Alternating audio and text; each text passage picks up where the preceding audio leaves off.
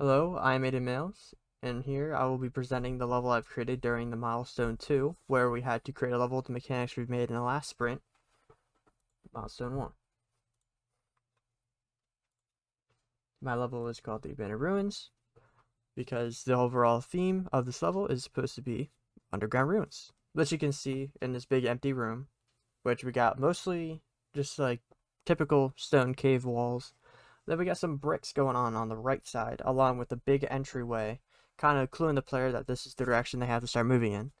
And this first room overall is just supposed to be a simple like play box like room where the player is able to like move around, test out the controls, how everything feels, press any buttons that they think will do something just to see what they can really do.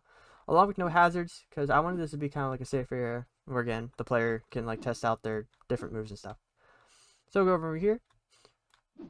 We have a few things to point out. So first of all, we have an entryway at the top and an entry at the bottom, with the wooden plank platform being able to just fall through when you hit the down arrow, or the S key, or whatever the down input would be.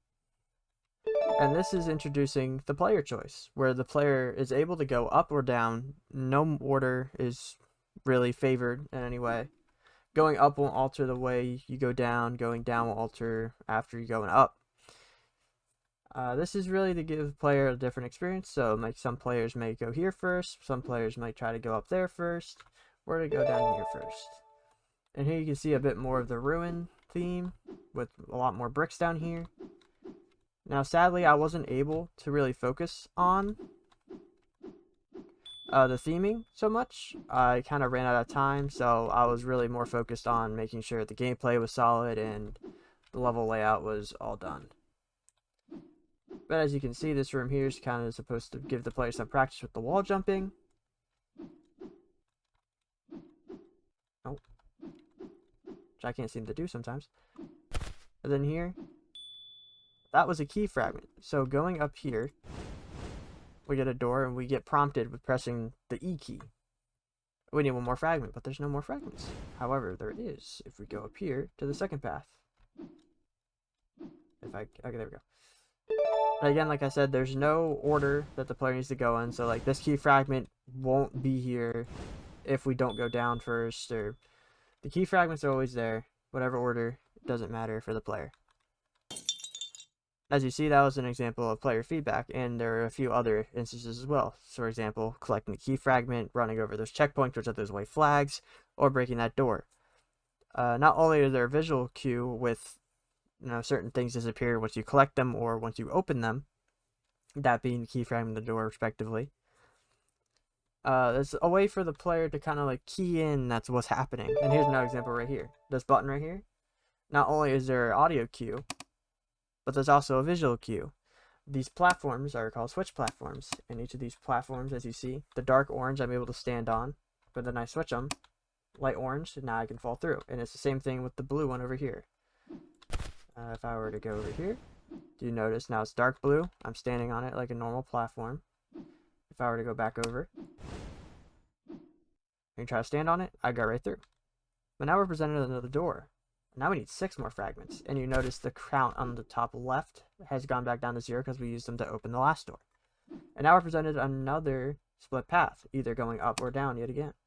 And again, no order is really preferred. No order determines anything in the level. Player can choose to really go up or down first. And I went down first last time, so now let's go up here.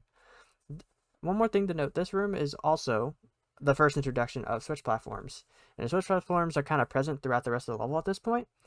So most of the level is kind of treated as practice for these switch platforms specifically. However, this top path is an introduction to the rope mechanic made by Lane. See here? So we got a rope dangling from the ceiling. We jump over. We're now attached to the rope, and if we are to hold right with D, we go right, and A to go left, and we keep swinging. The more we swing, the farther up we go.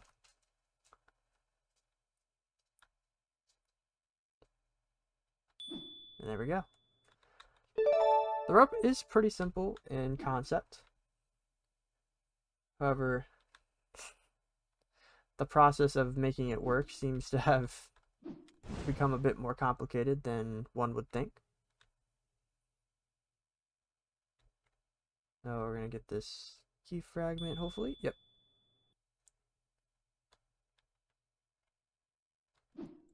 Oh, oh.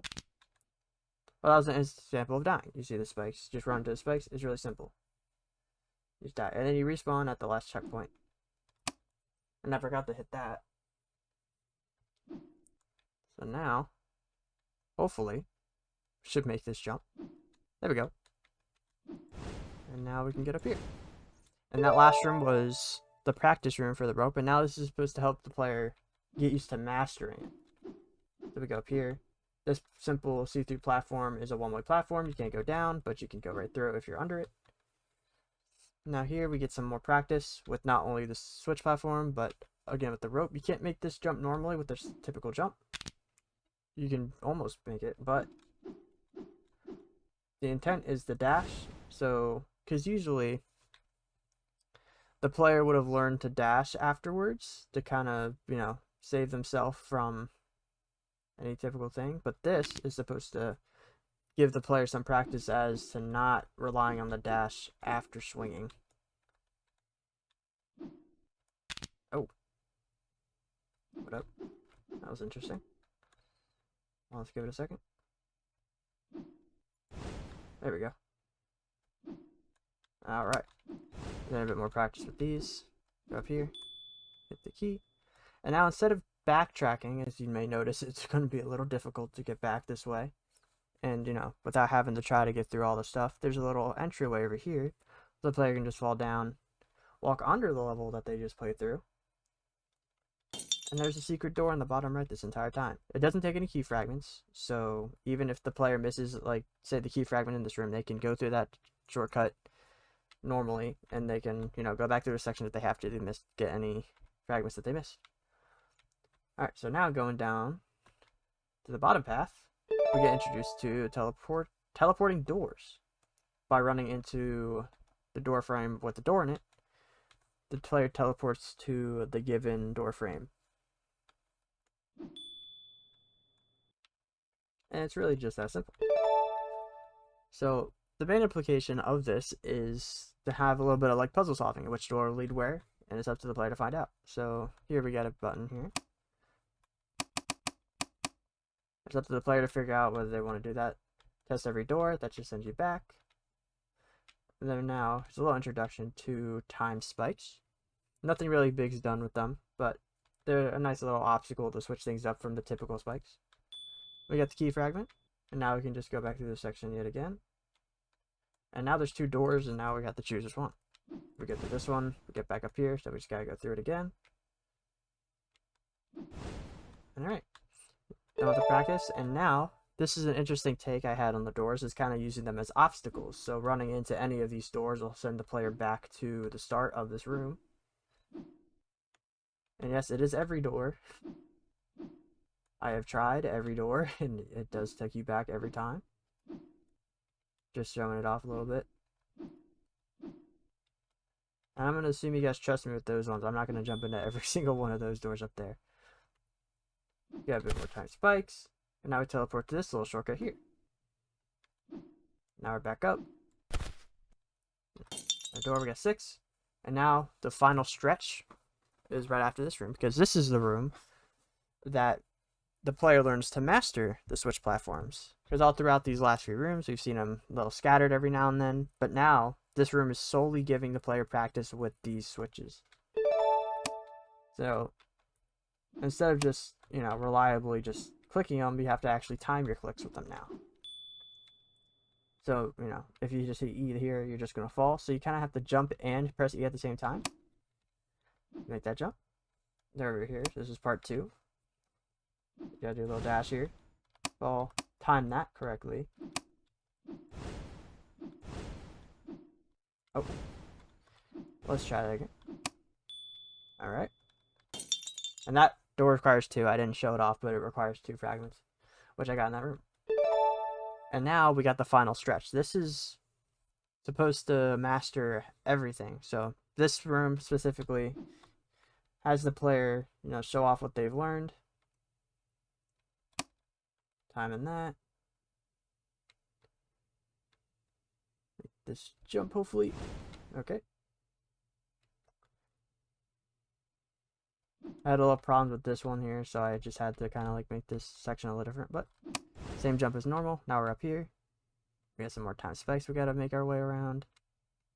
The perfective makes this a little more difficult than it normally would, but it's still not that bad.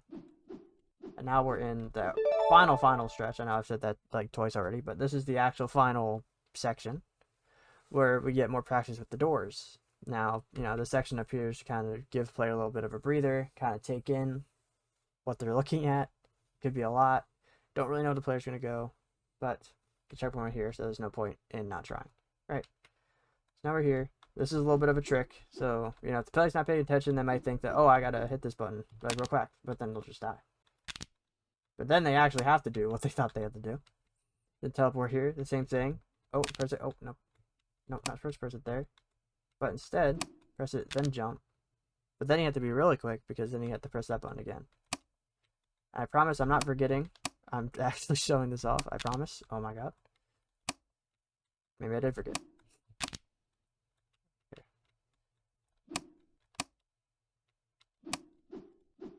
There we go. And that will be the level. Hi, my name is Derek Weininger. I'm here to show you my level from our final build, final build 1. It's actually, when you unpack it, called something different. It's called Milestone 2 build. But, okay, showcasing the level. So I made a very simple level. My level's supposed to be more of an introduction to the game. Kind of like a starter level. So it's called the Broken Bridge. So you start off here on a broken bridge with a very simple visual indicator of where to go. You're going across. If you fall in the pit, you die. You get the audio sound that you die. If you pick up this green orb, it kind of teaches you that you can somehow access it up here by wall jumping. So it kind of shows you that you can wall jump, and then you got the rope that helps you cross the gap.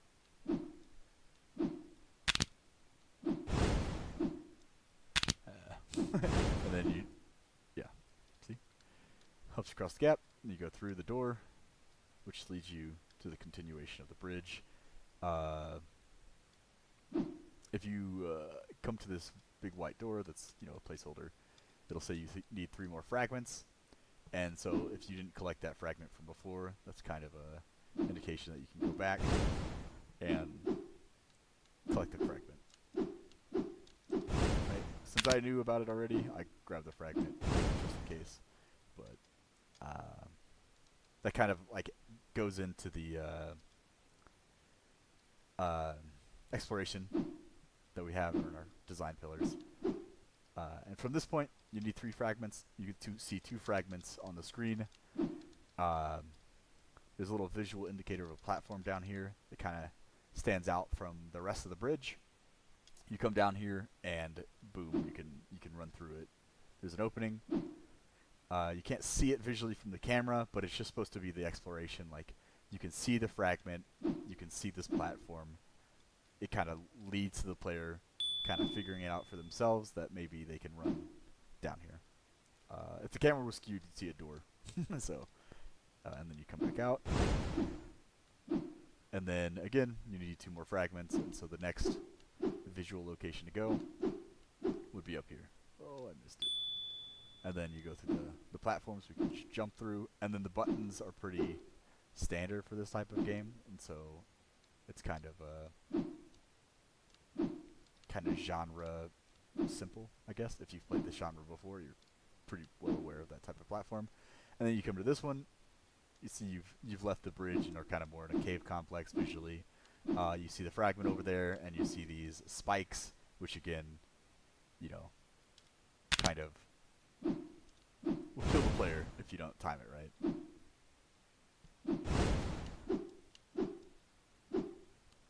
And all the death sounds and stuff give the player the player feedback and stuff.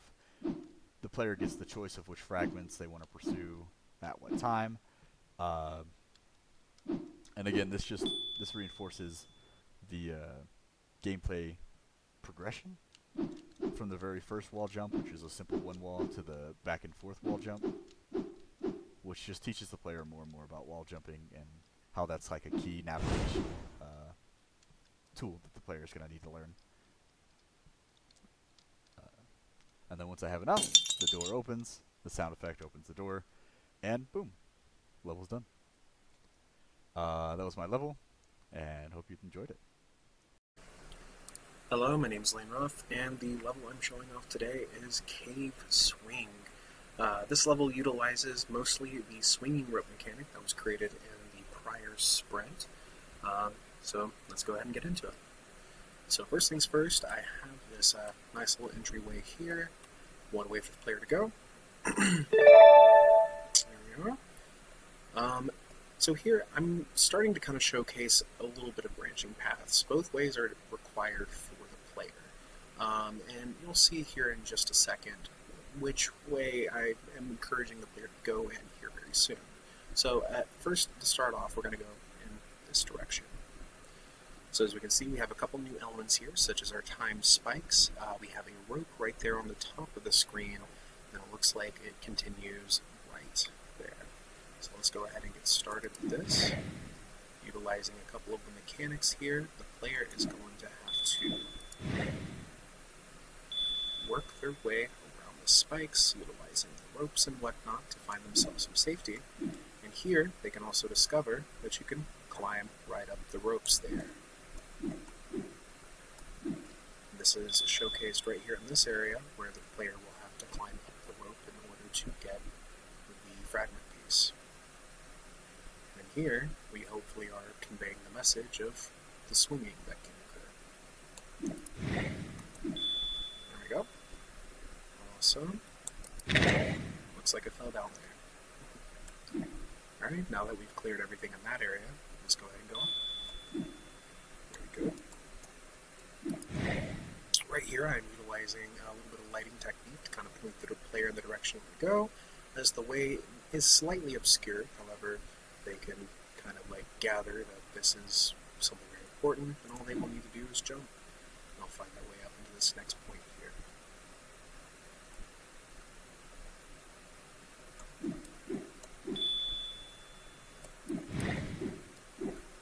There we go. I made it to the top here. And as I mentioned earlier, branching path. However, as we can see, we have a gate here, as it is required for the players to have at least 5 of the fragments in order to progress at this point in time.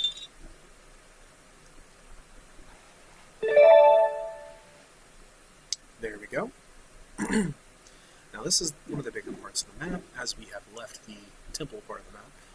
We see here that we can continue up on that top area. Looks like there is a nice little alcove that we can't necessarily reach on this area. So, first things first, as we can see, we are using a mechanic from one of our earlier levels, the switch board. Unfortunately, this board right here is completely inaccessible until the player presses the button. Yep. And right here, they'll need some more fragments before they can progress right there. So, I guess we're going to be looking for 4 more fragments. And then down below here, looks like we need to go ahead and switch the platform. Looks like I died there. There we go. Now both of the platforms have been switched, so I can now make my way past here into this next room area. There we go.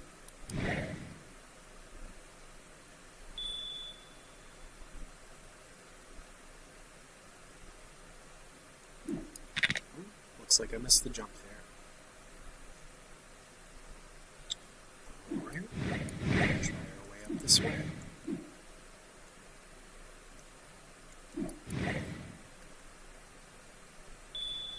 Go.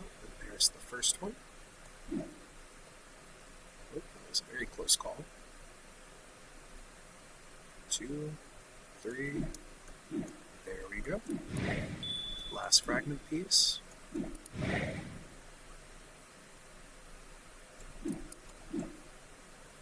Two. One, two. Oh, looks like I missed it there.